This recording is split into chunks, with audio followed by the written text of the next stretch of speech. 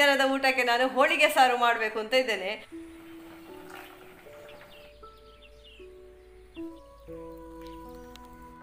ಸಣ್ಣದಾಗಿ ಕತ್ತರಿಸಿ ಇಟ್ಟಂತಹ ನೀರುಳ್ಳಿಗೆ ತೆಗೆದು ಅದಕ್ಕೆ ಬೆಲ್ಲ ಹಾಕಿ, ಬೆಲ್ಲ ಸ್ವಲ್ಪ ಪಾಕ ಬರುವವರೆಗೆ ನಾವು ಅದನ್ನು ಪಾತ್ರೆ ಟೇಸ್ಟ್ ಆಗಿದೆ, ಎಂತ ಟೇಸ್ಟ್ ಆಗಿದೆ ಅಂತ ಹೇಳಿದ್ರೆ ಅದು ಸ್ವಲ್ಪ ಸ್ವಲ್ಪ ಮಾಡುವಾಗ ಹಾಗೆ ಹಾಗೆಲ್ಲ ಕೆಟ್ಟಿಗೆ ಎತ್ತದ ಇನ್ನೊಂದು ಸೀದಾ ಪೋಪಣನ ಓಡೆ ಪೋತ್ನ ಕಡಿ ಪಣ ಬೇಗ ಓಡೆ ಪೋತ್ನ ಓಡೆಗೆ ಪಣಂತೆ ಪೋಪ್ನ ಜಯ ಅಯ್ಯೋ ಬಾಯೇ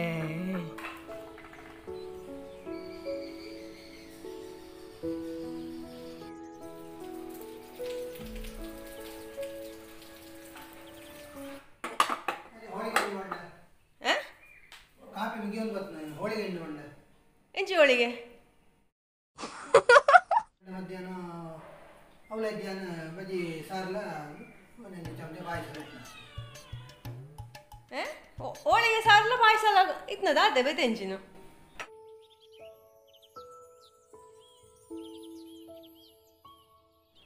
ಹಾಯ್, ಇದು ವಿಡಿಯೋ ಉಂಟಲ್ಲ ನಿನ್ನೆದು ಕಂಟಿನ್ಯೂಯೇಷನ್ ವಿಡಿಯೋ ಆಯಿತಾ. ಅಂದರೆ ವಿಡಿಯೋ ತುಂಬ ಲಾಂಗ್ ಆಗ್ತದೆ ಅಂತ ಹೇಳಿ 2 ಪಾರ್ಟ್ ಮಾಡ್ಕೊಳೋದು. ಇವತ್ತು ಈ ವಿಡಿಯೋದಲ್ಲಿ ನಾನು ಮಧ್ಯಾಹ್ನದ ನಮ್ಮ ಲಂಚ್ ಪ್ರಿಪರೇಷನ್ ಇದೆಲ್ಲ ಹಾಕಿದ್ದೇನೆ. ಹಾಗಾಗಿ ಇದು ನಿಮಗೆ ತುಂಬ ಇಂಟ್ರೆಸ್ಟಿಂಗ್ ಆಗ್ಬೋದು ಅಂತ ಅಂದ್ಕೊಂಡಿದ್ದೇನೆ. ನೀವು ಕೇಳಿರ್ಬೋದು ಈ ಹೆಸರು ಹೋಳಿಗೆ ಸಾರು ಅಂತ ಹೇಳಿ. ಸೊ ಇವತ್ತು ಮಧ್ಯಾಹ್ನದ ಊಟಕ್ಕೆ ನಾನು ಹೋಳಿಗೆ ಸಾರು ಮಾಡಬೇಕು ಅಂತ ಇದ್ದೇನೆ. ಹಾಗೆ ಅದಕ್ಕೆ ಕಾಂಬಿನೇಷನ್ ಆಗಿ ಕೆಲವೊಂದು ಐಟಮ್ಗಳನ್ನು ಮಾಡ್ತಾ ಇದ್ದೇನೆ. ಮತ್ತು ಟೆಂಪಲ್ ಶೈಲಿ ಅಂತ ಪಾಯಸ ಮಾಡುವ ಅಂತ ಇದ್ದೇನೆ. ನೋಡಿ, ನಮ್ಮ ಮನೆಯಲ್ಲಿ ಇರೋದು ನಾವಿಬ್ಬರು, ಎಷ್ಟು ಒಂದು ಸ್ವಲ್ಪ ಸ್ವಲ್ಪ ಬೇಕಾಗೋದಲ್ವಾ. ಹಾಗೆ ಮನಸ್ಸಾಗುವಾಗ ಖುಷಿ ಪಟ್ಟುಕೊಂಡು ಮಾಡಿಕೊಂಡು ತಿಂದುಕೊಂಡು ಎಂಜಾಯ್ ಮಾಡೋದು ಅಂತ ನನ್ನದೊಂದು ಕಾನ್ಸೆಪ್ಟ್. ಹೇಗೆ ಸಹ ವೀಡಿಯೋಗೆ ಸಹ ಬೇಕಾಗ್ತದೆ ಕೆಲವು ಐಟಮ್ ಎಲ್ಲ. ಟೆಂಪಲ್ ಸ್ಟೈಲಿನ ಪಾಯಸ ಅಂದರೆ ಯಾರಿಗೆ ಇಷ್ಟ ಇಲ್ಲ ಹೇಳಿ, ಹಾಗೆ ಹೋಳಿಗೆ ಸಾರು ಅಂದರೆ ಯಾರಿಗೆ ಇಷ್ಟ ಆಗಲಿಕ್ಕಿಲ್ಲ ಹೇಳಿ. ಹಾಗೆ ಇವತ್ತಿನ ವಿಡಿಯೋದಲ್ಲಿ ಅದನ್ನೆಲ್ಲ ನಾನು ತೋರಿಸ್ತಾ ಇದ್ದೇನೆ. ನಿಮಗೆಲ್ಲ ಇದು ಇಷ್ಟ ಆಗ್ಬೋದು ಅಂತ ಅಂದ್ಕೊಳ್ತೇನೆ. ಸೊ ನಾನು ಪ್ರಿಪರೇಷನ್ ವಿಡಿಯೋ ತುಂಬ ಮಾಡಲಿಲ್ಲ, ಅಂದರೆ ಹೋಳಿಗೆ ಸಾರನ್ನು ನಾವು ಹೇಗೆ ಪ್ರಿಪೇರ್ ಮಾಡೋದು ಅಂತ ಹೇಳಿ ಅದರದ್ದು ಸ್ವಲ್ಪ ಸ್ವಲ್ಪ ಹಾಕಿದ್ದೇನೆ. ಅಂದರೆ ಅದು ಮತ್ತೆ ಬೋರ್ ಆಗ್ತದಲ್ಲ ಎಲ್ಲರಿಗೆ ಸಹ ಕುಕ್ಕಿಂಗನ್ನೇ ನಾನು ತೋರಿಸ್ತಾ ಇದ್ದರೆ. ಆ್ಯಕ್ಚುಲಿ ಹೋಳಿಗೆ ಸಾರಿಗೆ ನಾವು ಬಳಸುವಂತಹ ಸಾಮಗ್ರಿಗಳು ಕಡಲೆಬೇಳೆ ಮೇಯ್ನಾಗಿ, ಆಮೇಲೆ ನಮಗೆ ಯಾವುದೇ ವೃತ ಇದೆಲ್ಲ ಇಲ್ಲದಿದ್ದರೆ ನೀರುಳ್ಳಿ ಬೆಳ್ಳುಳ್ಳಿಯನ್ನೆಲ್ಲ ನಾವು ಮಸಾಲೆಯೊಟ್ಟಿಗೆ ಫ್ರೈ ಮಾಡ್ಬೋದು. ಮತ್ತು ನಾರ್ಮಲ್ ಮಸಾಲೆ ನಾವು ಸಾರಿಗೆ ಹಾಕುವಂತಹ ಮಸಾಲೆಯನ್ನೇ ನಾನು ಹಾಕಿಕೊಂಡದ್ದು. ಹಾಗೆ ಈ ಹೋಳಿಗೆ ಸಾರು ಹೇಗಾಗಿದೆ ಅಂತ ನೋಡುವ ಎಂಡಲ್ಲಿ.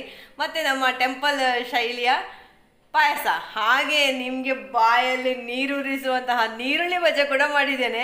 ಇದರಲ್ಲಿ ನಿಮಗೆ ಒಂದು ಟಿಪ್ಸ್ ಉಂಟು. ನೀರುಳ್ಳಿ ಬಜೆಯನ್ನು ನಾವು ಕ್ರಿಸ್ಪಿಯಾಗಿ ಹೇಗೆ ಮಾಡಬಹುದು ನಿಮಗೆ ಗೊತ್ತುಂಟ. ನೀರುಳ್ಳಿ ಬಜ್ಜೆ ಅಂದರೆ ಹೇಗೆ ಬಾಯಿಗೆ ಹಾಕುವಾಗ ಕರುಮ್ ಕುರುಮ್ ಇರುವುದಿಲ್ಲಲ್ಲ, ಬಟ್ ಈ ನೀರುಳ್ಳಿ ಬಜೆ ಬಾಯಿಗೆ ಇಡುವಾಗ ಕರ್ಕುರು ಆಗ್ತದೆ. ಹೇಗೆ ಮಾಡೋದು ನೋಡುವಲ್ಲ, ಬನ್ನಿ.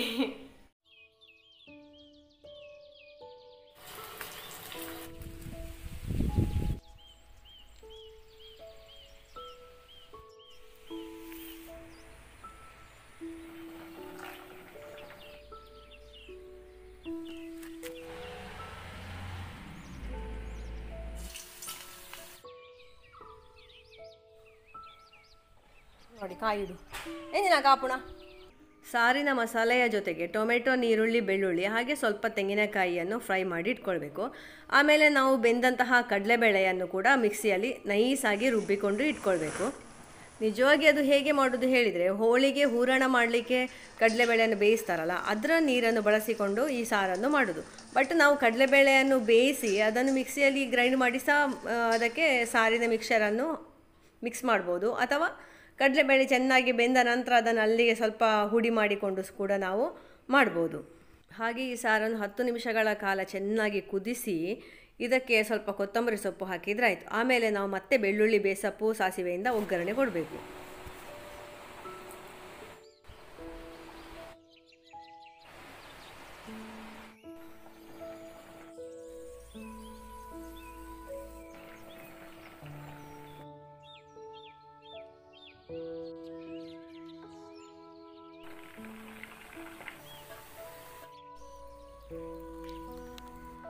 ಸಣ್ಣದಾಗಿ ಕತ್ತರಿಸಿ ಇಟ್ಟಂತಹ ನೀರುಳ್ಳಿಗೆ ಬೇಕಾದಂತಹ ಮಸಾಲೆಗಳನ್ನು ಹಾಕಿ, ಆಮೇಲೆ ಉಪ್ಪು ಹಾಕಿ ಕೈಯಲ್ಲಿ ಸರಿ ಹುಡಿ ಮಾಡಿಟ್ಕೊಳ್ಬೇಕು. ಅದರ ನಂತರ ಅದಕ್ಕೆ ಕಡಲೆ ಹಿಟ್ಟು ಮತ್ತು ಸ್ವಲ್ಪ ಬಾಂಬೆ ರವೆಯನ್ನು ಮಿಕ್ಸ್ ಮಾಡಿದರೆ ಗರಿ ಗರಿಯಾಗಿ ಬರ್ತದೆ ನೀರುಳ್ಳಿ ಬಜೆ.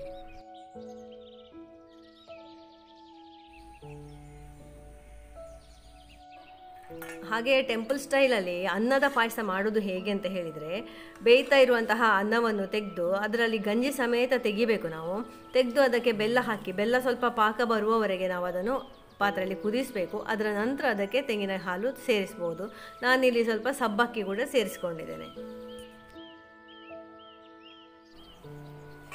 ಇವತ್ತು ಊಟದ ಹೊತ್ತು, ಇವತ್ತು ಮಧ್ಯಾಹ್ನಕ್ಕೆ ತುಂಬ ಸ್ಪೆಷಲ್. ಯಾಕೆ ಅಂತ ಹೇಳಿದರೆ ಇವತ್ತು ಸಂಡೇ. ಈ ವ್ಲಾಗ್ ಯಾವಾಗ ಬರ್ತದೆ ಅಂತ ನನಗೆ ಗೊತ್ತಿಲ್ಲ. ಹಾಗಾಗಿ ಇವತ್ತು ಮಧ್ಯಾಹ್ನಕ್ಕೆ ನಾನು ಮಾಡಿದ್ದು ಹೋಳಿಗೆ ಸಾರು. ನೀವು ಕೇಳಿದ್ದೀರಾ ಹೋಳಿಗೆ ಸಾರು ಅಂತ ಹೇಳಿ. ನಾನು ಫಸ್ಟಿಗೆ ಹೋಳಿಗೆಯನ್ನೇ ಸಾರು ಮಾಡೋದು ಅಂತ ಎಣಿಸಿದ್ದೆ ನಾನು. ಹಾಗೆ ಹೋಳಿಗೆ ಸಾರು, ಅದಕ್ಕೆ ಒಂದು ನಮ್ಮ ಮಂಗಳೂರು ಸ್ಟೈಲಿನ ನೀರುಳ್ಳಿ ಬಜೆ ಹೇಳ್ತಾರಲ್ಲ ಅದು, ಮತ್ತು ಸಿಹಿಗೆ ತಕ್ಕ ಒಂದು ಅನ್ನದ ಪಾಯಸ ಮಾಡಿದ್ದೇನೆ. ಎಷ್ಟೆಷ್ಟು ನಾನು ಮಾಡಿದ್ದೇನೆ ಹೇಳಿ ನಿಮಗೆ ತೋರಿಸ್ತೇನೆ ಈಗ. ಮತ್ತೆ ಅಂತ ಹೇಳಿದರೆ ಬೆಳಿಗಿನ ಪೂರಿ ಇತ್ತು ಒಂದು, ಮತ್ತು ನಿನ್ನೆಯ ಮಜ್ಜಿಗೆ ಹುಳಿ ಇತ್ತು. ಸೊ ಯಾವುದನ್ನು ಸಹ ವೇಸ್ಟ್ ಮಾಡಲಿಕ್ಕಿಲ್ಲ. ಹಾಗೆ ಎಲ್ಲ ಸಹ ಒಟ್ಟಿಗೆ ಮಾಡಿ ಒಂದು ಚಂದದ ಊಟ ಮಧ್ಯಾಹ್ನಕ್ಕೆ. ಬನ್ನಿ ನೋಡಿ ನಾನು ಎಷ್ಟೆಷ್ಟು ಮಾಡಿದ್ದೇನೆ ಅಂತ. ನೋಡಿ ಇದಿಷ್ಟೇ, ನೋಡಿ ಇಬ್ಬರಿಗೆ ಆಗುವಷ್ಟು ಮಾತ್ರ, ಇನ್ನು ಸಂಜೆಗೆ ರಾತ್ರಿಗೆ ಅಂತ ಇಲ್ಲ. ಇದು ಪಾಯಸ. ಇದಕ್ಕೆ ನಾನು ಮೊನ್ನೆಯಿಂದ ಬೇಯಿಸಿಟ್ಟಂತಹ ಸಾಬಕ್ಕಿಯನ್ನು ಮಿಕ್ಸ್ ಮಾಡಿ ಮುಗಿಸಿ ಬಿಟ್ಟೆ. ನೀರುಳ್ಳಿ ಬಜೆ ಇಷ್ಟು ಮಾಡಿದೆ ನಾನು. ಸ್ವಲ್ಪ ಜಾಸ್ತಿ ಉಂಟು ಇನ್ನೇದು. ಸೊ ನಮ್ಮ ಇವತ್ತಿನ ಊಟ ನೋಡಿ, ಹೀಗೆ ಚಂದ ಮಾಡಿ ನಾವು ಊಟ ಮಾಡ್ಬೋದು ಇದ್ದದ್ರಲ್ಲೇ. ಅನ್ನ ನೋಡಿ ಇಷ್ಟೇ ಇರೋದು. ಹಾಗೆ ನಮ್ಮ ಬಟ್ಟಲನ್ನು ಈ ಥರ ಚಂದ ಮಾಡಿ ಅಲಂಕರಿಸಿಕೊಂಡಿದ್ದೇನೆ. ಇನ್ನೊಂದು ಮಜ್ಜಿಗೆ ಇಡಬೇಕು. ಮಜ್ಜಿಗೆ ಇಟ್ಟರೆ ಇವತ್ತಿನ ಊಟದ ಥಾಲಿ ರೆಡಿ.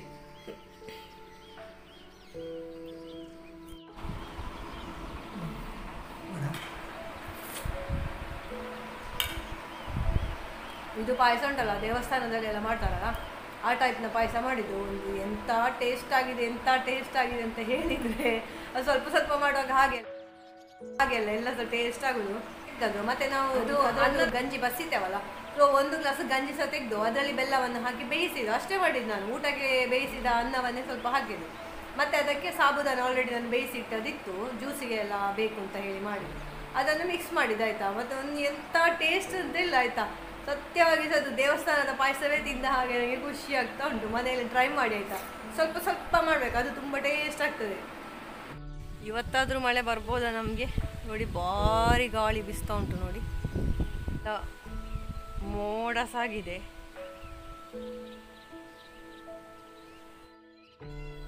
ಓಡೆ ಬರ್ಪಾನ ಬಲ ಹಾರ್ ಕಚ್ಕೊಂಡ್ರೆ ಬಲ.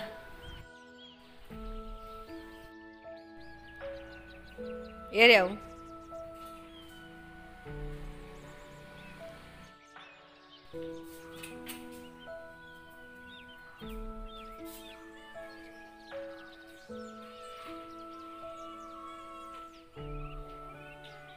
ಜಾಯ್ತು ಬಿಡು, ಜಾಯ್ತು ಬಿಡು,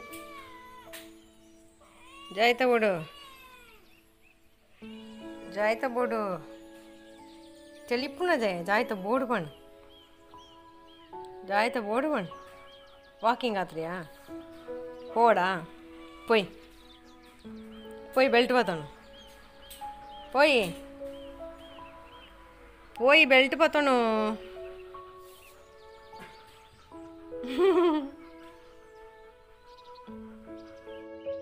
पत्ना गेट इन सीधा पोपना ओडे पत्ना कड़ी पाने बेगा ओडे पोतना ओडेगे पानंते पोपना जे अಯ್ಯೋ ಬಾಯೇ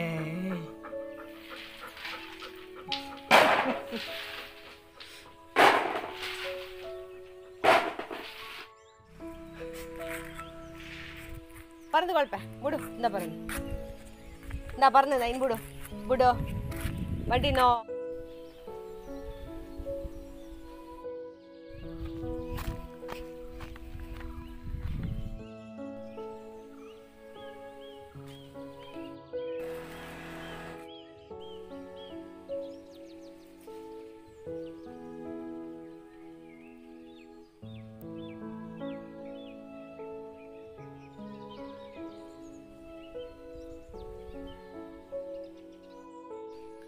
ಈ ಗಿಡದ ಗುರ್ತ ಆಲ್ಮೋಸ್ಟ್ ಹಳ್ಳಿಯಲ್ಲಿರುವವರಿಗೆ ಎಲ್ಲರಿಗೆ ಸಹ ಗೊತ್ತಿರಬಹುದು ಅಂತ ಅಂದ್ಕೊಳ್ತೇನೆ. ನಮ್ಮಲ್ಲಿ ಇದಕ್ಕೆ ಎಂಜಿರ್ತಾ ಸಪ್ಪು ಅಂತ ಹೇಳ್ತಾರೆ. ಗೊಬ್ಬರಕ್ಕೆ ಎಲ್ಲ ಭಾರಿ ಒಳ್ಳೆಯದು. ಅಡಿಕೆ ಬುಡಕ್ಕೆ ಇರ್ಬೋದು ಅಥವಾ ಯಾವುದೇ ಬುಡಕ್ಕೆ ಸಹ ಸೊಪ್ಪು ಹಾಕುವಾಗ ಈ ಸೊಪ್ಪು ಇದ್ದರೆ ಭಾರಿ ಒಳ್ಳೆಯದು ಅಂತ ಹೇಳ್ತಾರೆ. ಇದು ಅಷ್ಟೇ ಅಲ್ಲ, ಇದು ಮನುಷ್ಯನಿಗೆ ಸಹ ತುಂಬ ಇದರಿಂದ ಪ್ರಯೋಜನ ಉಂಟಂತೆ. ಇದರಲ್ಲಿ ಒಂದು ಚಂದದ ಹೂ ಆಗ್ತದೆ, ಹಸಿರು ಕಲರ್ದು. ಹಾಗೆ ಈ ಗಿಡ ನನಗೆ ಒಂದು ನನ್ನನ್ನು ಅಟ್ರಾಕ್ಟ್ ಮಾಡಿದ್ದು. ಇಂಚಿಸಲ ನಾ ಬಂದೆ ನಾ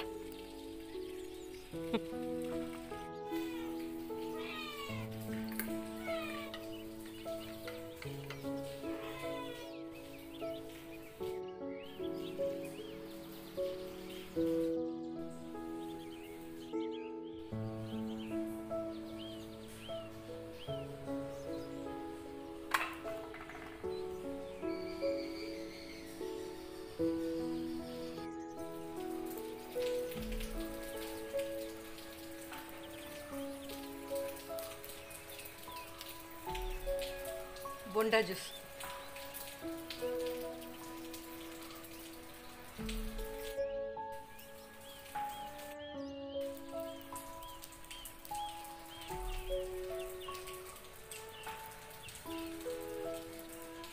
आना बंजारा आना बंजारा इंक हाँ आना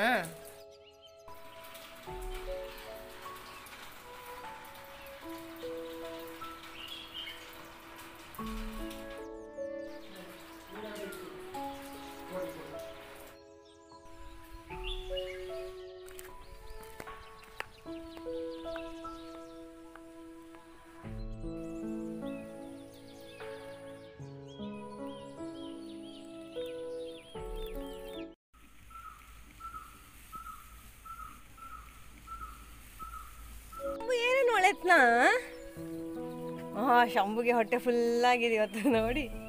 ಚಿಕ್ಕಣಿ ಅದ ಬಾಬು ಅಣ್ಣ ಯಾನ ತಿಂತ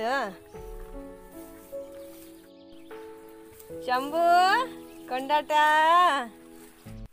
ಅಣ್ಣ ಜಾಯ ಒಳೆತ್ನಾ ಅಣ್ಣ ನನ್ನ ಜಾಯ ಒಳೆತ್ನಾ ಶಂಭು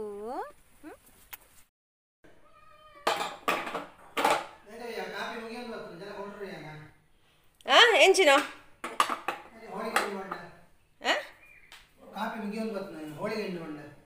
ಎಂಚಿ ಹೋಳಿಗೆ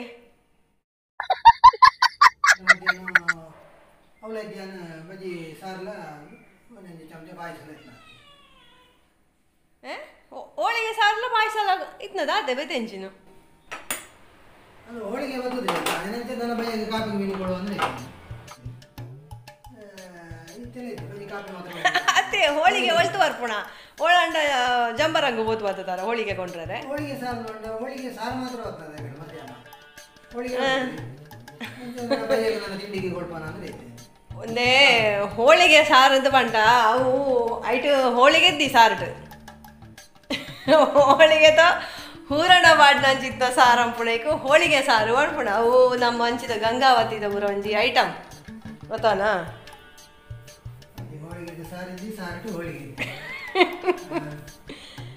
ಹೋಳಿಗೆ ಸಾರು ಬಂಡ ಅಂಚ ಐಟು ಹೋಳಿಗೆದ್ದಿ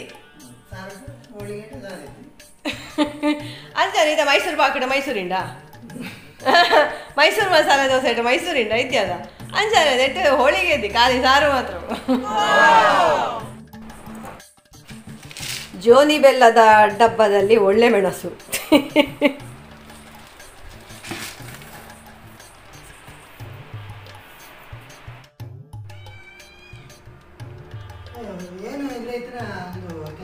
ಹೋಳಿಗೆ ರಸಾಯನ ಒಂದೇ ಫಂಕ್ಷನ್ ರಸಾಯನ ಕೊಟ್ಟು ಹೋಳಿಗೆ ಸಾರು ಸುರುಟೆಯನ್ನು ಹೋಳಿಗೆ ಸಾರನ್ನು ಶುರು ಮಾಡ್ತೇನೆ ಅಂತ ಸುರುಕೆ ಹಪ್ಪಳದ ಬದಲಾಗಿ ಹೋಳಿಗೆ ಅಂತ ಹೋಳಿಗೆ ಸಾರು ಸಾರಿಗೆ ಕಾಂಬಿನೇಷನ್ ಆಯ್ತು ಹೋಳಿಗೆ. ಒಳ್ಳೆ ಒಂದು ಜೋಕ್ ಆಗಿದೆ ನಮ್ಮ ರಾಯರ್ದು ಹೋಳಿಗೆ ಸಾರ. ಸತ್ಯ ನಾನು ಸಹ ಫಸ್ಟಿಗೆ ಎಣಿಸಿದ ಹಾಗೆ ಇದೆ ಹೋಳಿಗೆ ಸಾರು ಅಂದರೆ ಇಂಥ ಹೋಳಿಗೆ ಸಾರಿಗೆ ಡಿಪ್ ಮಾಡಿ ತಿನ್ನೋದು ಅಥವಾ ಹೋಳಿಗೆ ಅಂದರೆ ಸಾರಿಗೆ ಹುಡಿ ಮಾಡಿ ಹಾಕೋದಂತ ನಾನು ಸಹ ಫಸ್ಟಿಗೆ ಎಣಿಸಿದ ಹಾಗೆ. ನನಗೆ ಮತ್ತೆ ಗೊತ್ತಾರೋದು ಹೋಳಿಗೆ ಸಾರು ಅಂದರೆ ಹೀಗೆ ಅದು ಅಂತ ಹೇಳಿ. ಬೇಯಿಸಿದ ಕಡಲೆಬೇಳೆಯ ನೀರು ಮತ್ತೆ ಎಂತ ನಿಮಗೆ ಅದು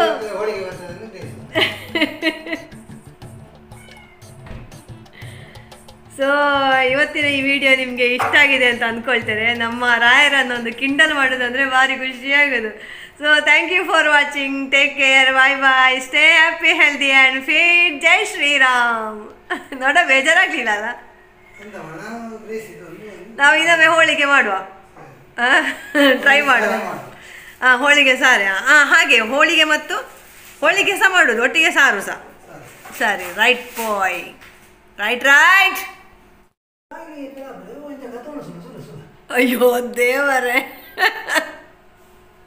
ಒಂಜೈತ ಬೀಲಾಯ್ತಳೆ ಐಕ್ಲ ಸೆಕೆ, ಒಂಜೈಟ್ ಬೀಲ, ಒಂಜೈಕ್ ಬೀಲಟ್ ಸೆಕೆ, ಒಂಜೈಕ್ ತರೆಟ್ಟು ಸೆಕೆ.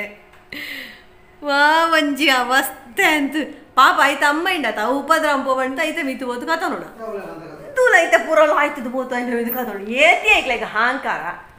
ಎಂಕ್ಲೈಗ ಕಿಟ್ಟು ಬೋಡು ಗೊತ್ತಿಂಡ, ಕಿಟ್ಟುನು ಗಿಡ ಪ್ಲ್ಯಾನ್ಚಿ ನಣ ಪೋತು ಪೋತಾಳೆಗ ಉಪದ್ರ ಅಂತಂತು ಜಾನ ಹಿಂಗ ಸುಲ ಹೆಂಗ ಕಣ್ಣು ಗುರಾಯಿಸೋಪುಣ ಅಂದ್ಮಲೆ ಕಿಟ್ಟು ಈಗಲೇ ತಾರ ಅಮ್ಮ ಏನೇನಿಲ್ಲಡೆ ಪೋಪಾಳು ಗೊತ್ತಿನ ಅವೇ ಆಯ್ತು. ರೋಮ ಉದುರು ಉಂಟದ. ಓ ಅಮ್ಮ ಅವು ಎಂದು ಬಿಸಿ ಹಾಕೊಂಡು ಕಥೋಣ. ಈಗ್ಲಾಗೆ ಹೆಲ್ಪ್ ಆಗ್ಬಿಡ ಧೂಳು ಧೂಳು ಬ್ಯಾಡ್ ಬರದ ಐಗ ಸುಲೆ ಮುಳಾನೆ ಒಂಜಿ ಪುಚ್ಚೆ ಬೋದು ಸ್ಟೆಬ್ಲೈಸರ್ ನಕ್ಕೊಂಡಿದ್ನ ಐಗ ಈಗ್ಲಾಗ ಕ್ಲೀನಿಂಗಿಗೆ ಜನ ದೇವರ ಸುಲೆ ಎಂಚ ಪೂರ ಹೆಲ್ಪ್ ಅಂಪು ಇರಂತ ನಂಗೆ ನಮ್ಮ ಅರ್ಥ ಅಂತ ನೋಡ. ಇನ್ನು ಈಗ ನೆರೇರೆ ಬಲ್ಲಿ ಫ್ರಿಜ್ಜಿನ ವಿತ್ತು ಕಥ ನೋಡು ರೋಮ ಓಪುಣಂದು ಪೂರ.